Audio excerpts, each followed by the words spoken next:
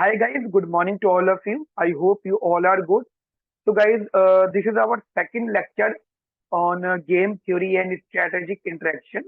और हमने इससे पहले लेक्चर नंबर 1 ऑलरेडी डिस्कस कर लिया था, जिसमें हम लोगों ने बात करी थी unit number 1 chapter number 2 Nash equilibrium theory. अगर आपको याद हो तो हमने ये सब कुछ अपनी लास्ट क्लास के अंदर डिस्कस किया था। अच्छा बेटा, ये जो भी नोट्स हैं चैप्टर वाइज, ठीक है, ये चैप्टर नंबर 2 है, तो ये आपके पोर्टल पे अपलोड एज इट इज हो जाएंगे।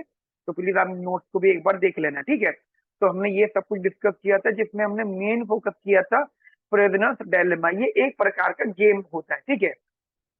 अब हमने इसको डिटेल पढ़ लिया था। अब इसी प्रकार का हमें क्या करना है, मैट्रिक्स फॉर्म बनाना है, लेकिन अब हमारा जो गेम है वो अलग होगा, ठीक है। हमें ऐसे कुछ मल्टीपल वैरायटीज ऑफ गेम्स के बारे में समझना है, ठीक है। तो अब हम यहाँ पे एक और गेम पढ़ रहे हैं, जरा ध्यान से देखिएगा। और दैट इज एक गेम है यहाँ पे, इसका नाम है working on a joint product, joint project, ठीक है। अब इसमें ना थोड़ी सी कहानी है, जैसे प्रिजनर्स दिल्ली में एक स्टोरी थी, ऐसे बेटा यहाँ पर भी एक छोटी सी स्टोरी है। मान लो क्लास के अंदर दो लोग हैं, ठीक है। मान लो क्लास के अंदर दो लोग हैं, पर्सन ए और पर्सन बी, और इन दोनों को जो है ज्वाइंट प्रोजेक्ट मिला है, ठीक है। दोनों को ज्वाइंट प्रोजेक्ट पे काम करना है, और ये बात तो कन्फर्म है, जो भी वर्क ये करेंगे उसके इन दोनों को इक्वल मार्क्स मिलेंगे। इक्वल मार्क्स का मतलब है, मान लो आउट ऑफ 30 मार्क्स हुए तो सेम मार्क्स मिलेंगे, जैसे आपके कॉलेज में भी होगा। अब उनकी जैसे है ना, उनकी मर्जी है, वो आपसे कोई भी प्रोजेक्ट पे भी काम करवा सकते हो। तो वो दो लोगों को एक प्रोजेक्ट दे दिया, अब दोनों मिलके काम करेंगे और उन दोनों को इक्वल मार्क्स मिलेंगे, ठीक है। इक्वल मार्क्स आउट ऑफ 30, अगर 25 है तो दूसरे के भी 25 मार्क्स हैं, लेकिन प्रोजेक्ट एक ही होगा, प्रोजेक्ट में कोई बदलाव नहीं होगा। अब यहाँ पे सिचुएशंस क्या आ जाती है हमारे सामने, प्रॉब्लम भी आप कह सकते हो, कि दोनों ही एजेंट को पता है कि दोनों एजेंट का जो प्रेफरेंस है वो ये है कि प्रोजेक्ट अच्छा होना चाहिए, ठीक है। प्रोजेक्ट बहुत बढ़िया होना चाहिए, तभी बहुत अच्छे नंबर मिलेंगे। प्रोजेक्ट में अगर हल्की सी भी कमी आ गई तो प्रोजेक्ट खराब हो जाएगा और नंबर कम हो जाएंगे। अब इन दोनों एजेंट में से, इन दोनों पर्सन में से, प्लेयर्स में से कोई एक प्लेयर ऐसा है डेफिनेटली, मतलब यहाँ पे सिचुएशन होंगी कि या तो दोनों ही प्लेयर बहुत अच्छा काम करेंगे, ये सिचुएशन हो सकती है। दोनों ही प्लेयर हार्ड वर्क करेंगे प्रोजेक्ट के ऊपर, ठीक है, तो ठीक है, उनको जो मार्क्स आएंगे इक्वली अच्छे लगेंगे हमें। लेकिन यहाँ पे एक पॉसिबिलिटी ये भी हो सकती है कि दोनों में से कोई एक प्लेयर कम मेहनत करे और दूसरा प्लेयर ज्यादा मेहनत करे। मान लो एक प्लेयर कह रहा है मेरे पास समय नहीं है, ये वो अनइंटरेस्टेड है, तो क्या पहला प्लेयर भी अनइंटरेस्टेड हो जाएगा? अगर उसको ज्यादा नंबर चाहिए तो फिर वो अकेला मेहनत करेगा। मान लो यहाँ पे कंप्लेन वगैरह नहीं कर सकते, तो वो अकेला मेहनत करेगा, ठीक है, या ज्यादा मेहनत करेगा, दूसरा वाला कम मेहनत करेगा। ऐसा बहुत बार होता है, ऐसा बहुत बार होता है कि टीम में हर कोई बराबर की मेहनत नहीं करता, ठीक है। तो यही गेम समझना है आप लोगों को। अब यहाँ पे टॉपिक इंट्रोड्यूस मैं करूंगा जिसे हम कहते हैं फ्री राइड या फ्री राइडर प्रॉब्लम। मैंने बताया कि दोनों में से कोई एक ज्यादा मेहनत करेगा, एक कम मेहनत करेगा। तो भले ही कोई ज्यादा करे कोई कम करे, मार्क्स इक्वल होना, तो जिसने ज्यादा मेहनत करी उसकी वजह से प्रोजेक्ट अच्छा हो गया, और दूसरे वाले ने कम मेहनत करी, उससे कोई फर्क नहीं पड़ा, और मार्क्स दोनों के सेम आ गए। तो जिसने कम मेहनत करी थी उसको फ्री फंड के नंबर मिल गए। तो ये में आगे मेरी बात। तो बेटा उस सिचुएशन को हम लोग बोलेंगे फ्री राइडर प्रॉब्लम। क्या बोलेंगे बेटा हम लोग यहाँ पे? फ्री राइडर प्रॉब्लम, ठीक है। अच्छा, मैं एक तो इसको रफ कर देता हूँ, ठीक है। तो एक आइडिया हम यहाँ पे रख लेते हैं। आइडिया क्या है? Joint project assign. अब यहाँ पे छोटा सा कंसेप्ट लिखिएगा, joint project assign to two player. दो लोगों को ज्वाइंट प्रोजेक्ट यहाँ पे दिया गया, ठीक है। तो प्लेयर्स यहाँ पे कौन हो गए? दो फ्रेंड्स को दिया गया बेसिकली, टू फ्रेंड्स, ठीक है। अब प्लेयर्स कितने हैं यहाँ पे? दो, that is A and B. दो लोगों को ऐसा मान लो, एंड आफ्टर दैट उनके एक्शंस क्या क्या हो सकते हैं। जैसे मैंने बताया, एक ज्यादा मेहनत कर रहा है, मतलब हार्ड वर्क कर रहा है, कोई एक पर्सन हार्ड वर्क कर रहा है। अच्छा, दूसरा वाला नलायक है, वो हार्ड वर्क नहीं कर रहा, तो आप कह सकते हो उसको, जो यहाँ पे टर्म यूज करा है, दैट इज गूफ ऑफ, ज्यादा मेहनती ना होना या फिर कम मेहनत करना। ठीक है। अब ये तो सिचुएशन अपने पास में हो गई कि ज्यादा मेहनत नहीं कर रहे, कम मेहनत कर रहे हैं यहाँ पे बेसिकली। अब इनका प्रेफरेंस क्या होगा बेटा, दोनों का, दोनों लोगों का प्रेफरेंस बेसिकली क्या होगा? ऑब्वियसली बात है, गुड प्रोजेक्ट, क्योंकि जब अच्छा प्रोजेक्ट होगा तो अच्छे नंबर भी मिलेंगे। ऐसा ना, ये most of the time companies में होता है। ठीक है, कंपनीज में होता ही है कि टीम बना के काम करना पड़ता है, और ये पक्का होता है कि टीम के सभी लोग बहुत अच्छा काम नहीं करते हैं, पर कुछ लोग रहते हैं जो बहुत ही अच्छा काम करते हैं। ठीक है, तो मान लीजिए कुछ ऐसा ये कंसेप्ट है। अब जैसा हमने लास्ट क्लास में प्रेजेंस डायलेमा समझा था, उसी प्रकार हम लोग इसको समझेंगे। अब मुझे एक बात बताओ, सिचुएशन यही है कि जैसा आप ये मान लो, आप ऐसा मान लो कि अगर इन केस दोनों में से कोई एक भी पर्सन, दोनों में से कोई एक पर्सन अगर हार्ड वर्क करता है, लेट्स सपोज, मान लो एजेंट ए हार्ड वर्क कर रहा है और पर्सन बी जो है goof ऑफ, यानी कम मेहनत कर रहा है, बट प्रोजेक्ट अच्छा बन रहा है, गुड प्रोजेक्ट हो रहा है, but good project due to hard work of agent A. ठीक है, एजेंट ए की वजह से प्रोजेक्ट अच्छा हो रहा है, दे विल गेट इक्वल मार्क्स। और जब उनको इक्वल मार्क्स मिलेंगे, तो यहाँ पे जो एजेंट बी है, they will basically free ride, वो फिर यहाँ पे फ्री राइड कर रहा है। फ्री राइडर प्रॉब्लम भी इसे कहते हैं, पेपर में ये भी आपके अलग से आ सकती है। इसी चीज को हम लोग यहाँ पे फ्री राइडर प्रॉब्लम, क्योंकि जो एजेंट बी है वो goof ऑफ, यानी कम मेहनत कर रहा है बट इक्वल मार्क्स मिल रहे हैं। ठीक है, एंड ये वाइस वर्सा भी हो सकता है, एंड वाइस वर्सा भी हो सकता है। वाइस वर्सा का मतलब हो गया, एजेंट ए goof ऑफ कर रहा है और एजेंट बी जो है हार्ड वर्क कर रहा है। ठीक है, तो फिर उल्टा हो जाएगा। अब यहाँ पे सिचुएशन आप समझना, क्या क्या सिचुएशन हो सकती हैं। अगर मैं प्लेयर वन के अकॉर्डिंग आपको बताऊं उसके आउटकम, तो उसके आउटकम बेसिकली क्या क्या हो सकते हैं। लेट सपोज, जनरली, या तो जनरली मैं आपको बता देता हूँ, या तो दोनों हार्ड वर्क करेंगे, हार्ड वर्क करेंगे दोनों एजेंट। ठीक है, या फिर उनमें से एक हार्ड वर्क करेगा और एक goof ऑफ, कम मेहनत करेगा, या फिर पहला वाला goof ऑफ, दूसरा वाला हार्ड वर्क करेगा, या फिर दोनों फिर बोलेंगे कि हम क्यों मेहनत करें। ये भी पॉसिबिलिटी हो सकती है कि दोनों ही कम मेहनत करें। समझ में आ गई? अब लेट सपोज, अगर मैं इसी चीज को यूटिलिटी फॉर्मेशन में लिख लूं, अगर मैं इसी चीज को यूटिलिटी फॉर्म में लिख लूं, ठीक है, तो यूटिलिटी फॉर्म में, अच्छा एक बात जानेंगे ना, प्लेयर वन जो है वो बेसिकली बेस्ट टू वर्स्ट की तरफ चल रहा है। ठीक है, तो अगर मैं यहाँ पे यूटिलिटी रखता हूँ, दोनों ने हार्ड वर्क करा, तो लेट सपोज अगर दोनों ने हार्ड वर्क करा, then they will get two two the utility. ठीक है, उनको टू का यूटिलिटी मिलेगा अगर उन दोनों में से एजेंट ए ने, अच्छा पहला वाला एजेंट ए के लिए होता है, दूसरा वाला एजेंट बी के लिए होता है। अगर एजेंट ए ने हार्ड वर्क करा, एजेंट बी ने आराम किया, तो जनरली एक बात बताओ मुझे, एजेंट बी आराम कर रहा है, एजेंट ए जो है हार्ड वर्क कर रहा है, तो एजेंट ए की यूटिलिटी क्या होगी यहाँ पे बेटा? जीरो। क्यों जीरो होगी? मैं एग्जांपल दे रहा हूँ, ये वैल्यूज तो मैं अपनी मर्जी से रख रहा हूँ, लेकिन मैं इन डिजिट्स का मीनिंग भी बताऊंगा। मैं लोएस्ट और हाईएस्ट का मीनिंग आपको समझाऊंगा। देखो, एजेंट ए जो है वो हार्ड वर्क कर रहा है, एजेंट बी जो है वो आराम कर रहा है, हार्ड वर्क बिल्कुल नहीं कर रहा, बट दोनों का नंबर सेम मिल रहा है। तो एजेंट ए को ये फील हो रहा है कि सारी मेरी मेहनत और ये फालतू फंड का फायदा उठा रहा है, तो then they feel bad, he will basically feel bad. ठीक है, उसे बुरा लगेगा। सिमिलरली अगर एजेंट ए आराम कर रहा है और एजेंट बी goof ऑफ, यानी इंजॉय कर रहा है, तो अब देखो, अब मैंने एजेंट ए के पॉइंट ऑफ व्यू से बात कर रहा हूँ, राइट, एजेंट ए के पॉइंट ऑफ व्यू से, और पहला वाला एजेंट ए का रहता है। तो अब एजेंट ए आराम कर रहा है और एजेंट बी मेहनत कर रहा है, और दोनों को सेम नंबर मिले, तो एजेंट ए की यूटिलिटी हाईएस्ट होगी। मैं जानबूझ के प्रेजेंस डिलेमा वाली यूटिलिटी अमाउंट लिख रहा हूँ। दूसरे केस में मान लो दोनों ने ही आराम किया, तो अगर दोनों ने ही बेटा आराम किया, then both will get the one utility. अब देखो समझना, एजेंट ए को हाईएस्ट यूटिलिटी कब मिलेगी? जब वो आराम करेगा, बट गिवन दैट दूसरा वाला काम करे। एजेंट ए को लोएस्ट यूटिलिटी कब मिलेगी, जब वो काम करे, ये वेंडर दूसरा वाला आराम करे और उन दोनों को सेम मार्क्स मिले। ठीक है, और बाकी इस वाले केस में और इस वाले केस में मतलब 1 और 2 एक जनरल यूटिलिटी मिल गई। अगर दोनों ने हार्डवर्क करा तो यहाँ पे गुड प्रोजेक्ट बनेगा। ठीक है, और यहाँ पे बैड प्रोजेक्ट बनेगा।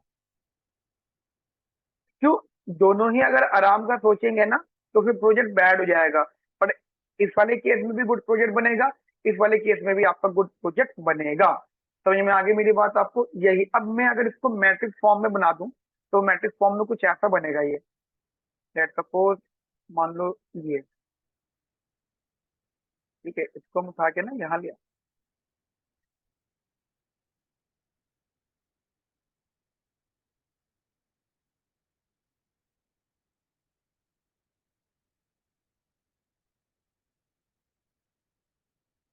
ओके,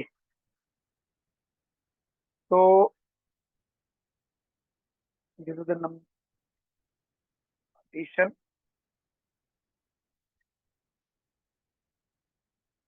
तो यहाँ गया बेसिकली प्लेयर 1, यहाँ गया बेसिकली प्लेयर 2, और ये हो गया हार्ड वर्क। ठीक है, ये हो गया goof ऑफ, ये हो गया हार्ड वर्क, ये हो गया goof ऑफ।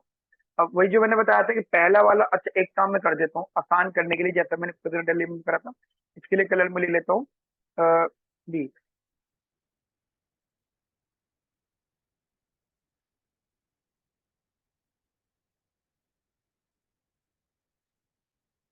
ठीक है, प्लेयर 1 और goof ऑफ, ये हो गया player 2 hard work and goof of. ठीक है बेटा, तो लेट सपोज जैसे प्लेयर 1 के हिसाब से सोचूंगा, अगर प्लेयर 1 ने हार्ड वर्क करा, प्लेयर 2 ने हार्ड वर्क करा, तो उनकी बेटा क्या यूटिलिटी आएगी? देखो ये अमाउंट मैंने खुद लिखे, पेपर में अपने अमाउंट हो सकते हैं। ठीक है, तो उनकी आएगी 2। तो प्लेयर 1 की बात करूंगा तो प्लेयर 1 के लिए आएगा यहाँ पे 2। ऐसी प्लेयर 1 की बात करूं, प्लेयर 1 ने बूफ ऑफ आराम किया, प्लेयर 1 ने आराम किया, प्लेयर 2 ने हार्ड वर्क करा। प्लेयर 1 ने आराम किया, प्लेयर 2 ने हार्ड वर्क करा। जरा इसको देखो, ये कितना आ रहा है? 3। तो मैं यहाँ पे लिख दूं 3। ऐसे प्लेयर 1 ने हार्ड वर्क किया, प्लेयर 2 ने आराम किया, प्लेयर 1 ने हार्ड वर्क किया, प्लेयर 2 ने आराम किया, तो उसकी क्या यूटिलिटी आ रही बेटा? 0। Am right? तो आप यहाँ पे 0 लिख दीजिएगा। ठीक है, कॉमा लगा देते हैं सबके आगे। उसके बाद में आखिर में दोनों ने आराम किया, अगर दोनों ने आराम किया तो प्रोजेक्ट बेकार बना, तो उनकी यूटिलिटी 0 जो है 1 हो जाएगी। थोड़ा सा टेक्निकल समझना, प्रोजेक्ट खराब होने से 0 नहीं हो रही उनकी यूटिलिटी, तो उनकी यूटिलिटी 0 हो रही है, मतलब एक एजेंट की जब उसको फील हो रहा है कि मैंने सारी मेहनत की, दूसरा वाले ने आराम किया, ये ज्यादा बुरा लगता है। सिमिलरली अगर मैं पर्सन बी के हिसाब से, प्लेयर 2 के हिसाब से सोचता हूँ, तो वही उल्टा हो जाएगा। अगर दोनों हार्डवर्क करेंगे तो 2-2 रहेगा। ठीक है, दोनों हार्डवर्क करेंगे तो 2-2 रहेगा। अगर एक प्लेयर 1 आराम कर रहा है, प्लेयर 2 हार्डवर्क कर रहा है, तो प्लेयर 2 को बुरा लगेगा, सेकंड वाला प्लेयर 2 के लिए, पहला वाला प्लेयर 1 के लिए। ऐसे ही ये है, प्लेयर 2 आराम कर रहा है, प्लेयर 1 काम कर रहा है, तो इसकी यूटिलिटी 3 हो जाएगी और इनकी यूटिलिटी 1 हो जाएगी। ठीक है, यहाँ पे जो टॉपिक ऐड होता है that is, in this case जो ये टर्म होगा, hard work goof of and goof of hard work, यहाँ पे all always get equal marks. ठीक है, and the problem free rider problem arises, free rider problem arises, वही बात, जो आराम कर रहा है उसको मजे आ गए, उसको फ्री फंड का जो यहाँ पे बेनिफिट मिल गया। समझ में आ गई मेरी बात आपको बेटा? ये बढ़िया तरीके से। ठीक है, तो हम लोगों ने अभी ये टॉपिक अच्छे से समझ लिया है, इसको थोड़ा ध्यान से देखना। ये हमारा लेक्चर नंबर 2 का वर्किंग ऑन ज्वाइंट प्रोजेक्ट वाली बात थी। अब एक ये छोटा सा पॉइंट हो गया, अब एक और हम लोग यहाँ पे रखेंगे मार्केट बेसिस पर। ठीक है, तो मार्केट बेसिस में हमने यहाँ पर रखा डिओपॉली। ठीक है बेटा, डिओपॉली। डिओपॉली भी उसी प्रकार का मार्केट फॉर्मेशन से कि एक मार्केट है, ठीक है, मार्केट में डिओपॉली, डिओपॉली का मतलब क्या होता है? Only 2 firms exist exist producing homogeneous product.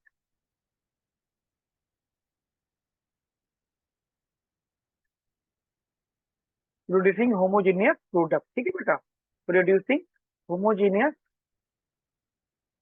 Product, right. ठीक है, अच्छा अब यहाँ पे क्या मान लीजिए फर्म्स है, दो ही फर्म्स है, तो टू फर्म्स है, टू प्लेयर्स हो गए हमारे पास यहाँ पे। और ये क्या कर रही है, दोनों प्लेयर प्राइस सेट कर रही हैं। और ऑब्वियसली बात है, जैसे कोक एंड पेप्सी, यहाँ पे आप एग्जांपल लेके चल सकते हो कोक एंड पेप्सी का, तो वो प्राइस रखे हैं। अब एक फर्म ज्यादा प्राइस, आपने कभी ध्यान दिया सिर्फ कोक एंड पेप्सी का प्राइस सेम क्यों रहता है? क्योंकि due to the game theory concept, उन्हें पता है कि जो अगर सेम प्राइस हम लोग रखेंगे तो ही हम मार्केट में बेटर प्रॉफिट अर्न कर सकते हैं।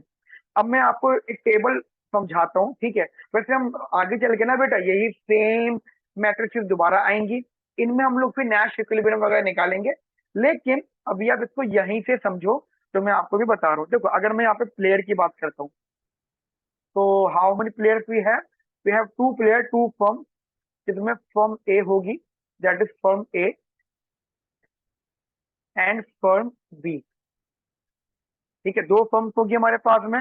और उन दोनों फर्म्स की अगर मैं एक्शंस की बात करता हूँ, तो एक्शन के हिसाब say that is low price and high price, low price and high price, मतलब एक फर्म लो प्राइस रखेगी और एक फर्म हाई प्राइस रखेगी। अच्छा, लो प्राइस रखती है तो उसका बेनिफिट क्या होता है, ठीक है, कितना वो बेनिफिट गेन करती है? अगर उनमें से कोई एक भी फर्म अपना हाई प्राइस रखती है और दूसरी फर्म लो प्राइस रखती है सेम प्रोडक्ट का, तो ऑब्वियस बात है जिसका लो प्राइस है उसको लॉस होगा और जिसका हाई प्राइस है उसको बेनिफिट होगा। और अगर, अच्छा आप सोचो, दोनों ने ही अगर जनरली, दोनों ही अगर प्राइजेस को कम रखा तो फिर उनका प्रॉफिट उसी पैटर्न पर आएगा। तो मतलब ये आउटकम्स है। जैसे मैं आपको बता देता हूँ यहाँ पे दोनों फर्म्स के जो आउटकम रहेंगे वो कुछ इस प्रकार होंगे बेटा। कैसे रहेंगे बेटा outcome?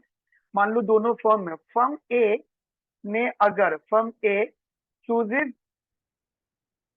High prices, high price, अगर उसने हाई प्राइस बेटा चूज करा, लेट सपोज, ठीक है, then he will get, then the firm will get, then they earn.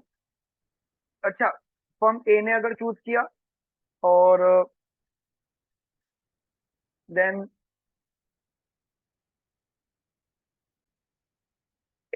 Player two, दो प्लेयर्स हो जाएंगे firm A and firm B, and after that उनके एक्शंस क्या होंगे बेटा? उनके एक्शंस होंगे to set a high price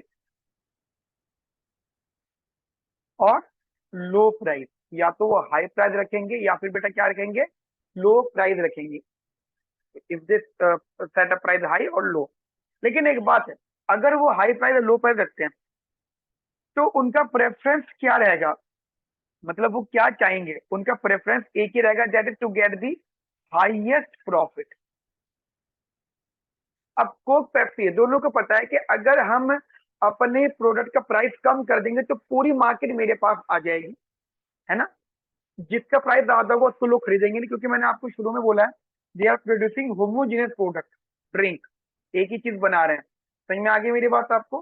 तो प्रेफरेंस उनका क्या रहेगा, highest profit to capture the highest market. वो तभी पॉसिबल है जब वो अपने प्रोडक्ट के प्राइस कम करेंगे। तो अब यहाँ पे दोनों फर्म अपने अपने आउटकम रख रहे हैं। मान लो, जैसे मैं एग्जांपल आपको आउटकम बताता हूँ कि आउटकम क्या क्या पॉसिबल हो सकते हैं। लेट सपोज अगर दोनों के दोनों firm, if both firm choose high price, दोनों फर्म ने क्या करा, हाई प्राइस चूज करा, आपस में डिस्कशन करके बोला हाई प्राइस रखो, तो दोनों के दोनों फर्म जो होंगी उनको प्रॉफिट होगा। और एक अमाउंट बोल लेते हैं, let suppose the profit amount मैंने मान लिया $1000, ठीक है। तो आप कह सकते हो then both will earn, then both firm will earn let suppose $1000। इसे हम लोग अभी मैट्रिक्स फॉर्म में भी यूज करेंगे। एंड आफ्टर दैट अगर किसी एक फर्म ने, if one firm choose high price,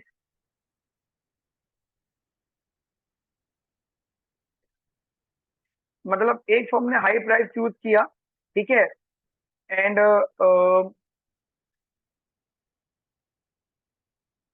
and other firm choose low price, then जैसे अदर फर्म की जगह ना फर्म, ठीक है, then high price firm will get. अब एक बात बताओ, जिस फर्म ने हाई प्राइस रखा है, ठीक है, जिस फर्म ने हाई प्राइस रखा है, तो क्या मार्केट उसके पास जाएगी? नहीं। मार्केट कहां पर जाएगी? जिसने प्राइस अपना कम रखा है, तो एंटायर मार्केट कहां जाएगी? लो प्राइस वाले के पास। तो ऑब्वियसली बात है, हाई प्राइस वाला विल गेट $200 लॉस, ठीक है, आप ऐसा कह सकते हो, face a loss, and low price firm will get $1,200 profit, right? And after that, अगर if both firm choose low, if both firm choose low, अगर दोनों फर्म ने लो चूज किया, then each firm earn a profit of $600। तो ये situation है, ठीक है, ये तीन पॉसिबिलिटीज है। अगर दोनों ने हाई प्राइस रखा तो दोनों को 1,000 का प्रॉफिट होगा। अगर दोनों ने लो प्राइस रखा तो दोनों को $600 का फायदा होगा। बट अगर उनमें से किसी एक फर्म ने कम रखा, प्राइस एक ने ज्यादा रखा, तो जिसने कम रखा है उसको प्रॉफिट होगा $1,200 का, $1,200 का। और जिसने ज्यादा रखा है उसको लॉस होगा $200 का, ठीक है। अब इसका अगर मैं आपको मैट्रिक फॉर्मेशन बताऊं, तो आप मैट्रिक फॉर्मेशन कुछ ऐसे समझ सकते हैं, ठीक है। दोनों प्लेयर्स की अगर ऑर्डरिंग भी हम देख लें, तो पहले हम दोनों प्लेयर्स की ऑर्डरिंग देख लेते हैं। लेट्स सपोज ऑर्डरिंग, ठीक है, ऑर्डरिंग देख लेते हैं। जैसे प्लेयर वन है, प्लेयर वन के पास बैटर ऑप्शन क्या है, ऐसी प्लेयर टू है उसके पास बैटर ऑप्शन क्या है, ठीक है। दोनों के दोनों प्लेयर्स के पास में बैटर बैटर ऑप्शन क्या है। और देखो आउटकम तो क्लियर था, ठीक है, वो मैंने आपको बता दिया कि आउटकम क्या होगा। मान लो प्लेयर वन, अब प्लेयर वन सबसे बेस्ट, प्लेयर वन के लिए बेस्ट स्ट्रेटेजी क्या है? अच्छा, पहला वाला जो टर्म होगा वो प्लेयर वन के लिए होगा, दूसरा वाला प्लेयर टू के लिए होगा, ठीक है। जैसे मैं ब्रैकेट बनाता हूँ, तो पहला वाला प्लेयर वन के लिए, दूसरा वाला प्लेयर टू के लिए, ठीक है बेटा। तो ये कुछ इस प्रकार का आउटकम रहेगा। तो प्लेयर वन के लिए बेटर ऑप्शन है कि वो अपना लो प्राइस रखे, गिवन दैट दूसरा वाला फर्म हाई प्राइस रखे, ठीक है। तो player one will get $1,200 profit, and player two जिसने हाई प्राइस रखा ही विल गेट $200 लॉस। उसके बाद में ये सिचुएशन हो सकती है जहाँ पे उसको प्रॉफिट हो। दूसरा, दोनों ही हाई प्राइस रखें तो $1,000 का फायदा होगा। तीसरा, दोनों लो लो प्राइस रखें तो $600 का फायदा होगा। एंड फोर्थ वन इज, ये हाई रखे तो ये, मतलब ये बेस्ट टू वर्स्ट है, तो ये जो ऑर्डरिंग है फ्रॉम बेस्ट टू वर्स्ट होगी, ठीक है बेटा। जो ऑर्डरिंग है वो क्या होगी बेटा? From best to worst, from best to worst. समझ में आई मेरी बात आपको बेटा? बढ़िया तरीके से। सिमिलरली पर्सन बी के लिए भी होगा, उल्टा होगा यहाँ पे, हाई लो। अब देखो, उल्टा करना, पहले वाला एजेंट ए के लिए, दूसरा वाला एजेंट बी के लिए होता है, वही पैटर्न रखना है। बट क्या होगा, अभी उल्टा हो जाएगा, ठीक है। क्योंकि ये भी फ्रॉम बेस्ट टू वर्स्ट की तरफ जाएगा, ठीक है। तो high high, low low, and low high, ठीक है बेटा। तो ये सिचुएशन आप लोग इधर की तरफ रखना, तो आप देखोगे तो आपको मतलब बेस्ट टू वर्स्ट की तरफ दिख रहा है। अब यहाँ पे, और यहाँ पे आपको अमाउंट पता है कि क्या क्या अमाउंट होंगे, तो वही मैं आपके लिए यहाँ पे अमाउंट भी रख लूंगा मैट्रिक्स फॉर्मेशन बना के, ठीक है। यहाँ पे प्रॉफिट मैक्सिमाइज है तो एक अमाउंट आएगा, इससे पहले यूटिलिटी था तो वहाँ पे यूटिलिटी की तरीके से आया था। यहाँ पे फर्म 1 है, तो यहाँ पे हाई प्राइस है, और यहाँ पे लो प्राइस है, ठीक है। और यहाँ पे फर्म 2, यहाँ पे हाई प्राइस है,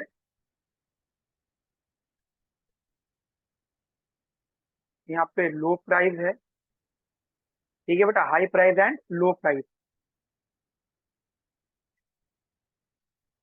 एंड अब वो वैल्यूज रख लेते हैं जो मैंने अभी आपको ऊपर बताई थी। अब देखो दोनों का प्राइस अगर अगर हाई हाई है, तो दोनों को कितना, पहले एक एक करके बात कर लेते हैं, ठीक है। प्लेयर 1 के हिसाब से बात करते हैं।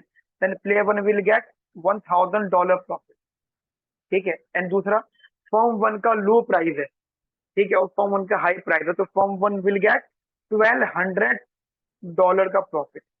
सिमिलरली फर्म 1 की बात करता हूँ, फर्म विल गेट, फर्म का 1 का हाई प्राइस है और फर्म 2 का लो प्राइस है, तो फर्म 1 को क्या मिलेगा यहाँ पे, दैट इज माइनस का $200 का, मतलब $200 का लॉस है, तो इसलिए माइनस आया है। सिमिलरली अगर दोनों का लो लो प्राइस है, तो $600 फर्म 1 का यहाँ पे रहेगा, ठीक है। उसी प्रकार तुम फर्म 2 की बात कर लोगे बेटा, तो फर्म 2 के लिए कुछ इस प्रकार वैल्यूज आ गई, दैट इज, अगर फर्म 1 हाई है, फर्म 2 भी हाई है, तो देन बोथ विल गेट $1000 का प्रॉफिट। ऐसी फर्म 1 लो है, फर्म 2 हाई है, तो इसको 1200 का प्रॉफिट, $1200 का प्रॉफिट। और अगर फर्म 1 लो है, फर्म 1 वो फर्म 2 हाई है, तो इसको 200 का लॉस जैसा उधर की तरफ था, और यहाँ पे 600 का प्रॉफिट। समझ में आ गई मेरी बात इधर। तो ये एक मैट्रिक्स फॉर्म है जो आप अभी यहाँ पे समझ रहे हो। अभी ना आपने मैट्रिक्स फॉर्म बनाना सीख रहे हो, अब आगे चल के फिर हम लोग नैश इक्विलिब्रियम, डोमिनेंस स्ट्रेटेजी वो पढ़ेंगे, तो ये सब चीजें वहां पे रिपीट नहीं होंगी। वहां पे तो सीधे सीधे क्वेश्चन देखते ही हमें चीजों को डराइव बेसिकली करना होगा, ठीक है। तो ये चीज आप थोड़ी सी आप अपने दिमाग में रखिएगा, ये हमारी इंपॉर्टेंट पॉइंट हो जाता है, ठीक है। अच्छा, यहाँ तक हमारा एक पॉइंट डिस्कस हो गया बेटा, ठीक है। तो आप इस चीज को थोड़ा सा समझ लीजिएगा। हमने यहाँ पे दो मैट्रिक्स फॉर्म डिस्कस करी है, एक working on a joint project वाली बात, और एक डिस्कस करी है हम लोगों ने, दैट इज डिओपॉली, ठीक है। अब आज के लिए यह लेक्चर रखते हैं। अब इसके अगला जो लेक्चर होगा उसमें हम लोग फिर बैक एंड स्ट्राविंस्की के बारे में बात करेंगे, एक और गेम के बारे में बात करेंगे। देखो अभी तक जो भी हम डिस्कशन कर रहे थे, अभी तक के जितने भी गेम थे वो सब नॉन कोऑपरेटिव थे। अब ये फर्म आपस में क्या ही कोऑपरेट करेंगे, ठीक है। लेकिन अब जो हम पढ़ने वाले हैं वो कॉपरेशन पर बेस्ड होगा, मतलब उनको पता, उनको ये फील हो जाएगा अब जो गेम की बात करेंगे जिसमें कॉपरेट करना जरूरी होगा, वो देख हम नेक्स्ट सेशन में देखते हैं, ठीक है।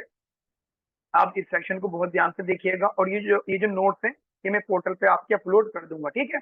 तो मिलते हैं नेक्स्ट सेशन में। Have a nice day, thank you, bye bye, take care.